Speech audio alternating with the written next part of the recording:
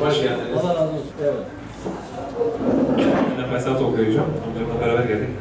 Hoş geldiniz. Hoş bulduk. Maşallah sen senin geçen tanıyor öyle mi? Muş Martolu'yu orada ikamet ediyorum. Size hoş geldiniz. Olayım. Biz de burada ikamet ediyoruz. Kardeşimle beraber geldik. Yaşa. Sayın Başkanım hoş geldiniz. Şeref verin adınıza.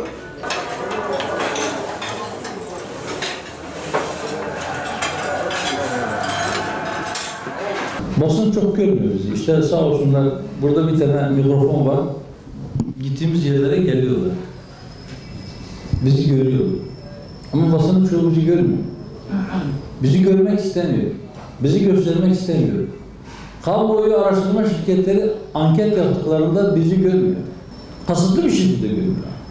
Yani oylarımızın hatırı sayılır bir seviyede olduğu, %10 olduğu bir şehirde bile kamuoyu araştırma şirketleri anket sonuçlarını yayınlıyorlar. Biz orada duruyoruz. Niye böyle olur diye düşünürken bizim birkaç tane kardeşimize denk gelmişler. Telefonla araştırma. Telefon açmışlar. Siz oyunuzda hangi partiye vereceksiniz? Ben bundan para vereceğim. Demişler kusura bakmayın öyle bir seçenek yok. Ne demek öyle bir seçenek yok? Burada parti seçimlere giriyor. Seçimlere katılma hakkı var.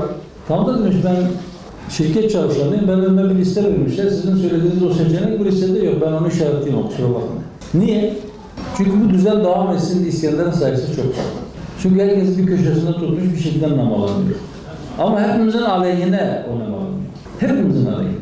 Memleket bu şekilde gergin bir ortamda bulunmak zorunda değil. Vatandaşlar birbirine karşı kışkırtılmak zorunda değil. Siyaset bu şekilde yapmak zorunda değil. Başka türlü de mümkündür.